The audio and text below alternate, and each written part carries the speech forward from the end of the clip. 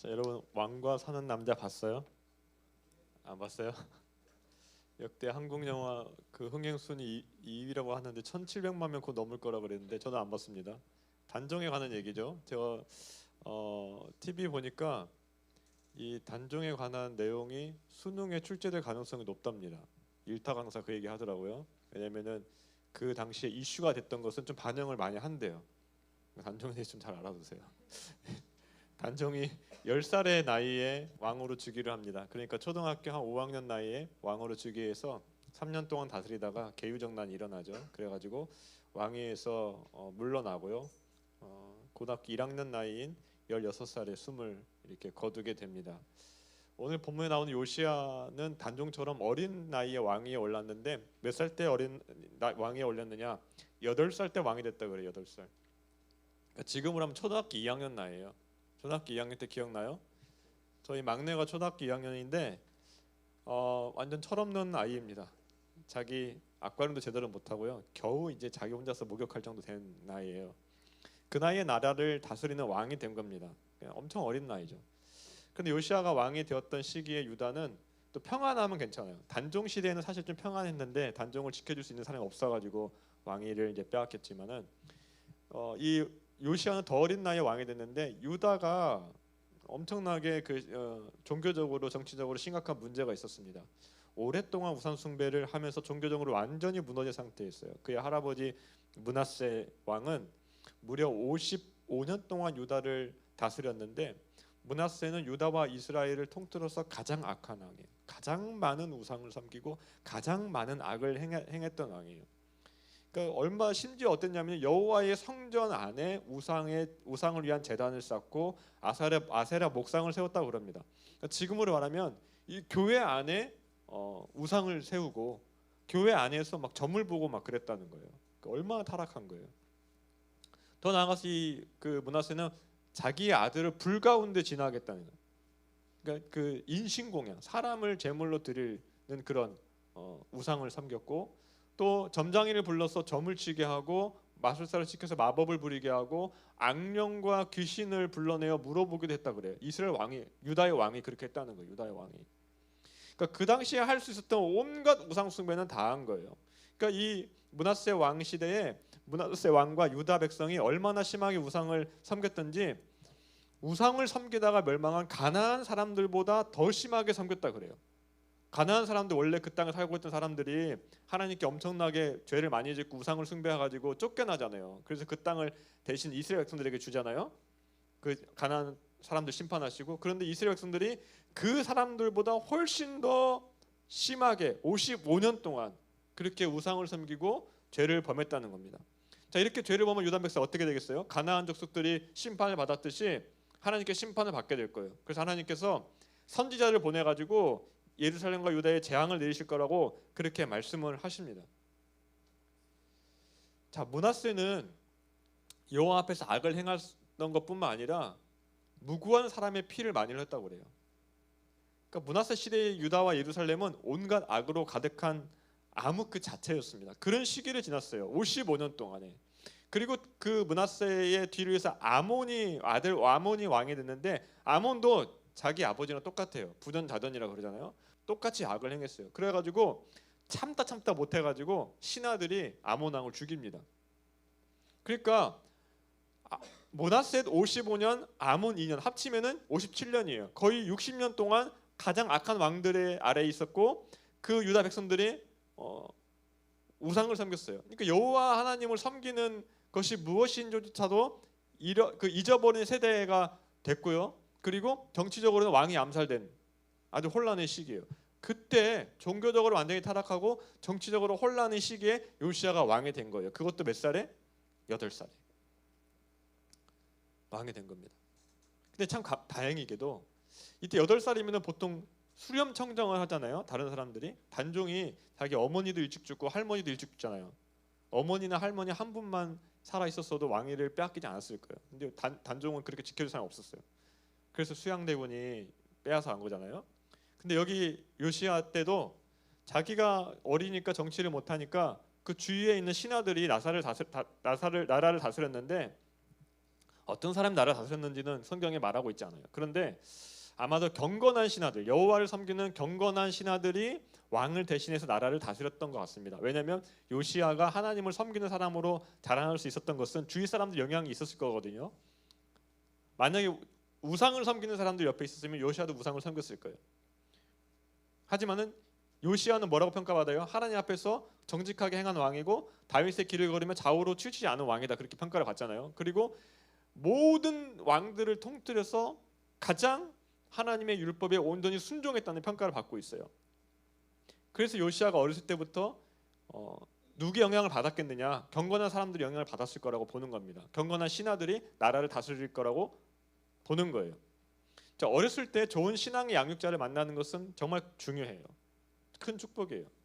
신앙이 있는 신실한 부모가 있는 것은 하나님이 주신 축복입니다. 또 신앙이 있는 친구를 만나는 것도 축복이죠. 그 친구를 통해서 교회로 올 수가 있고, 또 교회에서 좋은 선생님 만나는 것도 정말 큰 은혜예요. 그럼에도 불구하고 예수님은 다른 사람이 대신 믿어줄 수 없어요. 부모가 대신 믿어줄 수 없어요. 선생님 대신 믿어줄 수 없어요. 부모가 믿는 하나님이 저절로 내 하나님 되는 거 아니에요. 친구가 믿는 예수님이 저절로 내 예수님 되는 거 아니에요. 결국은 어때요? 자기 자신이 하나님을 만나야 돼요. 자기 자신이 하나님을 찾아야 돼요. 자기 자신이 예수님을 믿어야 돼요. 요시야도 마찬가지예요. 8살에 왕이 돼가지고 그 주변에 정말 경건한 신하들이 있었던 것은 정말 큰 은혜이고 축복입니다. 그래서 요시야가 하나님에 대해서 알았을 거예요. 우상을 안 게 아니라 하나님에 대해서 알았을 거예요. 그런데 요시야가 하나님을 믿고 말씀에 순종하는 신실한 사람이 된 것은 요시야 스스로 하나님을 찾았기 때문에 그렇습니다. 자, 요시야가 왕이 안 된 지 8년, 다시 말하면 16살이 되었을 때 하나님을 찾기 시작했는데 3절 상반절 말씀 보니까 아직도 어렸을 때 곧 왕위에 있은 지 8년에 그의 조상 다윗의 하나님을 비로소 찾고 라고 얘기해요.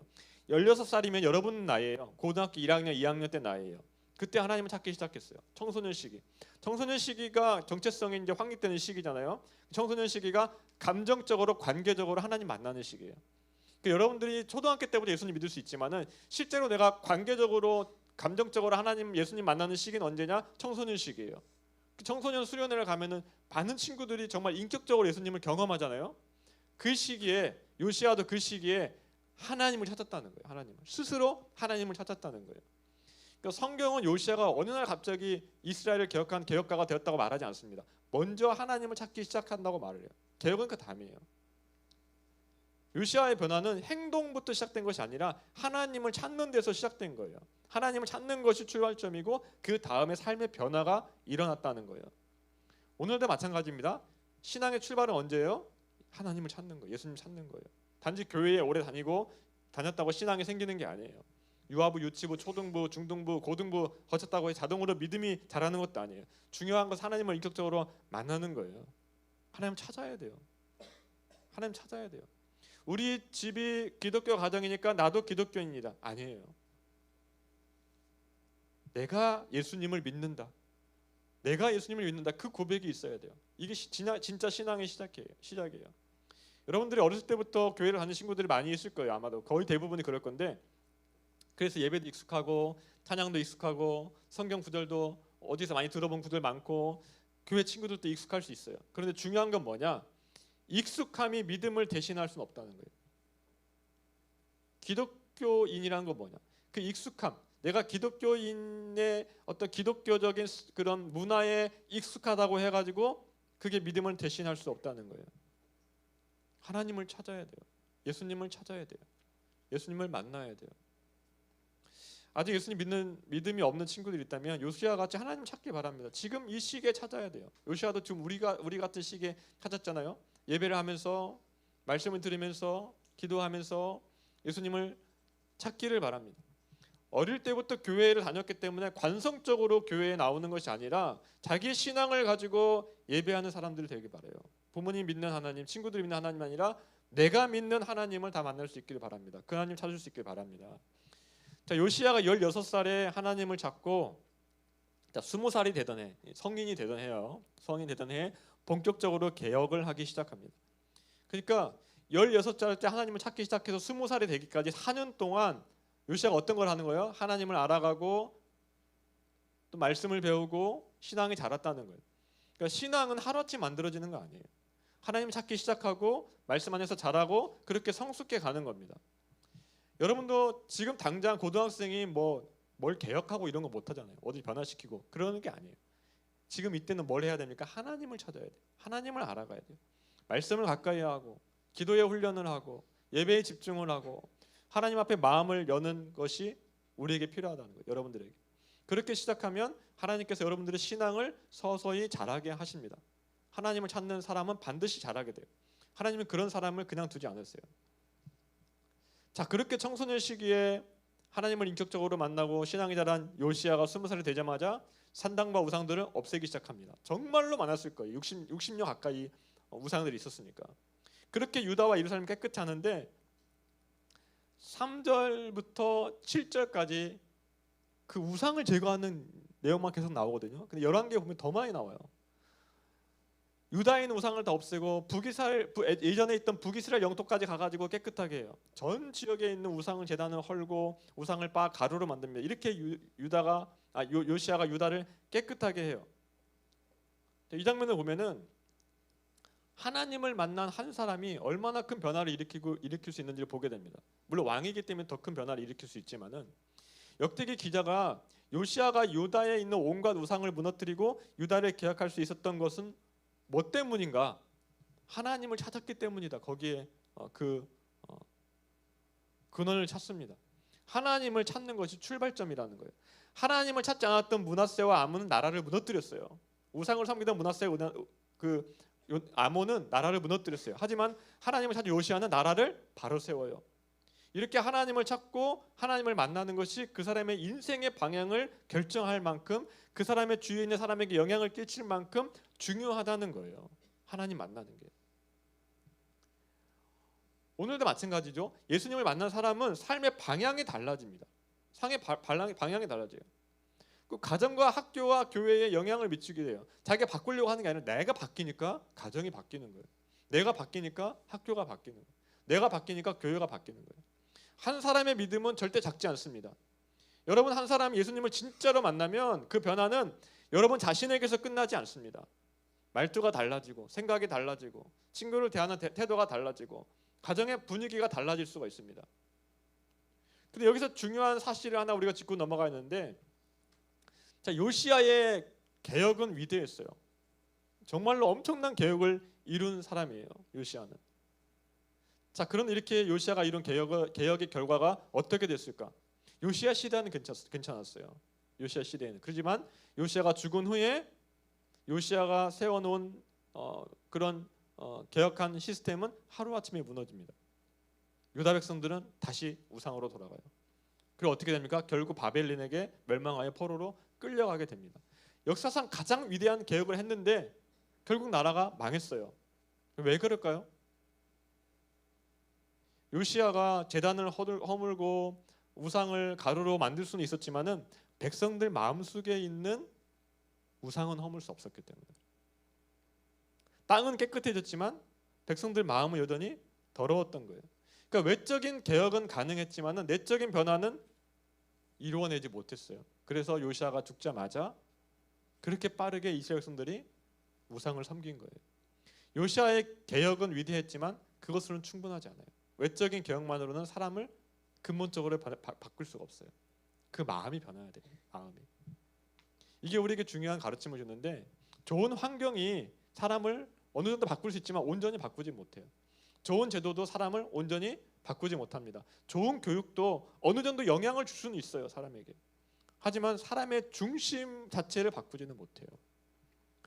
그래서 사람이 마음이 바뀌어야 돼요. 그리고 그 마음은 누가 바뀝니까? 하나님만이 바꾸십니다. 예수님 믿고 성령으로 거듭날 때 정말로 근원적인 변화가 일어나는 거예요. 우리 안에도 우상이 있습니다. 그 우상이 성적일 수 있고 인정받고 싶은 마음일 수 있고 또 외모일 수 있고 관계일 수도 있어요. 게임이나 아니면 스마트폰일 수 있어요. 반드시 나쁜 것만 우상이 되는 것은 아니에요. 좋은 거라도 잘못 사용할 때, 좋은 거라도 하나님보다 더 중요해지면 그게 우상이 되는 거예요. 하나님보다 더 높아지면 그것이 우리 마음의 왕이 되는 거예요. 그래서 우리가 어떻게 됩니까? 겉모습보다는 마음을 돌아봐야 됩니다. 우리의 마음이 바뀌어야 돼요. 자, 그렇다면 이 마음의 개혁, 그 근본적인 변화를 누가 이루어내는가? 자, 하나님께서 에스겔 선지자를 통해서 이렇게 약속하셨는데 에스겔 36장 26절 말씀입니다. 자, 같이 한번 읽겠습니다. 시작. 새 영을 너희 속에 두고 새 마음을 너희에게 주되 너희 육신에서 굳은 마음을 제거하고 부드러운 마음을 줄 것이며. 이스라엘 백성들이 변하지 않았어요. 완고한 마음으로 우상을 섬겼어요. 그런데 하나님께서 뭐라고 하십니까? 내가 너희 안에 새 영을 주겠다. 새 마음을 주겠다. 그 굳은 마음을 제거하고 부드러운 마음을 주겠다. 그 말은 뭡니까? 하나님께서 바꿔주시겠다는 거. 하나님께서 새 영을 주셔가지고 하나님께서 직접 하시겠다고 약속하신 그 일이 누굴 통해서 이루어져요? 예수님을 통해서 이루어져요. 예수님은 우리의 마음을 근본적으로 변화시키시는 분이에요. 성령님은 우리의 마음을 근본적으로 변화시키세요. 예수님은 우리 마음에 있는 우상을 무너뜨리십니다. 예수님은 십자가에서 흘리신 비로 우리의 죄 자체를 없애버리십니다. 예수님은 우리의 마음을 깨끗게 하십니다. 요시아의 개혁은 불완전한 개혁이에요. 요시아는 누구를 바라보고 있는 거예요? 예수님을 바라보고 있는 거예요. 요시아는 예수님의 그림자일 뿐이에요. 우리에게 필요한 것은 더 좋은 환경, 더 좋은 제도가 아니에요. 물론 환경과 제도 중요해요. 하지만 우리에게 가장 필요한 건 뭡니까? 예수 그리스도예요. 예수 그리스도. 예수님 만나야 돼요. 예수님 만난 사람은 마음이 바뀌어요. 삶의 목적이 바뀌어요. 삶의 방향성이 달라져요. 근원적인 변화가 일어나요. 여러분 지금 뭘 찾고 있어요? 좋은 대학 찾고 있나요? 좋은 성적을 찾고 있나요? 좋은 친구를 찾고 있나요? 물론 그것도 중요해요. 그 중요하지 않다는 얘기가 아니에요. 하지만 가장 먼저 누굴 찾아야 되냐? 하나님을 찾으시길 바랍니다. 가장 먼저 하나님을 찾으세요. 가장 먼저 예수님을 찾으세요. 예수님 만나고 변화되길 바라요. 예수님을 만난 사람은 달라집니다. 그 사람의 삶은 더 이상 자기 자신만을 위한 삶이 아니라 가정과 학교와 교회와 이웃을 향해서 열려있는 삶이 돼요. 예수님을 만난 사람은 세상을 바꾸는 사람이 됩니다. 아주 큰 일을 한 번에 해내지 않아도 괜찮아요. 요시아처럼 하나님을 찾기 시작하면 됩니다. 말씀을 읽는 것부터 시작하세요. 기도하는 것부터 시작하세요. 감사하는 것부터 시작하세요. 예배에 마음을 드리는 것부터 시작하세요. 하나님을 찾는 작은 시작이 여러분의 인생의 큰 방향을 바꾸게 될 거예요. 자, 마지막으로 요시아가 하나님을 찾을 수 있었던 것은 하나님의 은혜 때문입니다. 므낫세와 아몬이 수십 년 동안 유다를 완전히 타락시켰는데 그 다음에 오는 왕이 하나님을 찾게 된 것은 인간적으로는 설명이 되지 않아요. 사실은 나쁜 것에 영향을 받아야 돼요. 그런데 하나님의 은혜가 있었습니다. 하나님께서 먼저 요시아를 찾으셨기 때문에 요시아가 하나님을 찾을 수 있었던 거예요. 우리도 마찬가지입니다. 지금 이 자리에서 말씀을 듣고 있는 것, 예배하고 있는 것, 그 자체가 하나님의 은혜예요. 하나님의 큰 은혜예요. 하나님께서 여러분들을 먼저 찾으시고 부르신 거예요. 요한복음 15장 16절에 보니까 예수님이 이렇게 말씀하시는데 너희가 나를 택한 것이 아니요 내가 너희를 택하여 세웠나니. 우리가 먼저 하나님을 찾은 것 같지만 사실은 하나님이 우리를 찾으신 거예요. 그리고 끝까지 우리를 쫓으실 거예요. 우리가 도망가려고 해도 하나님을 피해서 도망갈 수 없어요. 하나님은 어디까지 여러분들을 찾아가셔서 하나님께로 다시 이끌어 주실 거예요. 우리가 먼저 예수님을 선택한 것 같지만 사실은 예수님이 먼저 우리를 선택하신 거예요. 이게 은혜예요. 이게 은혜예요. 그리고 이 은혜는 우리의 반응을 요구합니다. 하나님께서 먼저 나를 사랑하셨다면 우리는 그 사랑에 믿음으로 응답을 해야 돼요. 가만히 있는 것이 아니라 하나님께 나아가야 됩니다. 말씀 앞에 서야 됩니다. 기도해야 됩니다. 예배해야 됩니다. 하나님을 찾는 사람으로 살아야 됩니다. 사랑하는 고등부 친구들, 하나님을 찾은 요시아가 그 한 사람이 유다를 바꿨습니다. 예수님을 만난 한 사람이 세상을 바꿉니다. 여러분 한 사람이 요시아처럼 하나님을 찾고 예수님을 만나는 사람이 되기를 바랍니다. 그리고 그 만남이 여러분들의 가정과 학교와 교회와 이 세대를 변화시키는 출발점이 될 수 있기를 주님의 이름으로 축복합니다.